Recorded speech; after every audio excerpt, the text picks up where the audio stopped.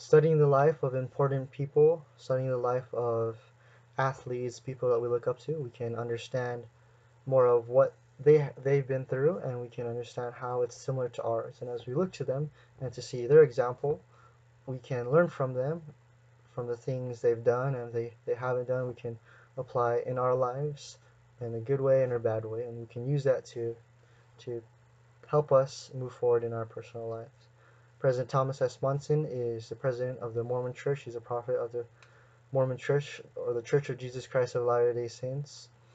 And he is an example to everybody in the world, and what members of the LDS Church believe is he's an example given to us by God. As I studied the life of President Monson, I've understood how I can get through difficult times, how I should act to get through difficult times, and seeing his example and how he's faced those things, I've definitely benefited than when I haven't. Throughout my speech, I'm going to give many examples of his life of service and the things that he's done in his life and how he's reacted in his life and how we can apply it to ourselves. So President Monson has many things that he has done in his life to serve his community and to serve his fellow beings and to serve those around him. So in his service to his community, he holds many positions, very high positions in the hierarchy of the Boy Scouts of America, and he's helped that program for many long years. In schooling, in many schools in Utah, he has served in positions where it helps the community of Utah and helps those affected by the schooling community of Utah. President Monson, of course, as the LDS members widely know, he has served a life in his service to God. In his church callings, he has had many. Some examples is an apostle, is just like Peter, James, and John in the Bible. Quorum of the 70, which is just an elder in the church, a teacher in the church to teach in a certain part of the world. He has served as a bishop, a person who is head of a geographical area, church-wise, and that's called by God to help the people in that geographical area. He served as a mission president. He presided over an area, and more specifically to the missionaries or the people who are going to serve those around them in that area, and helped those missionaries get things done and be as most effective as possible. President Monson also has served his country.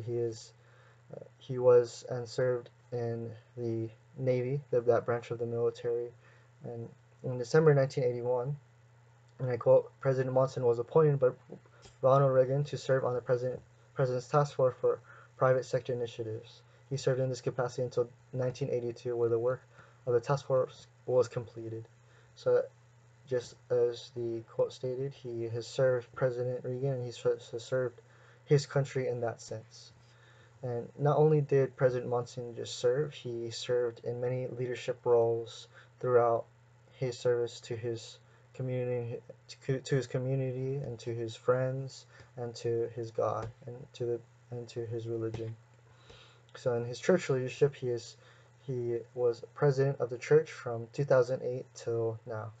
He is a counselor in the first presidency, or something very so, something very similar to this is Peter, James, John in the Bible, and he served in that presidency. He was the first counselor from November 10th, 1985 to February 3rd, 2008, when he became the prophet or the president of the whole church. He was an apostle, and he was ordained October 10th, 1963. He was a mission president 1959 to 1962. So in his service to the Boy Scouts community, he was a member of the National Executive Board of Boy Scouts of America from 1969 till the present day, till now.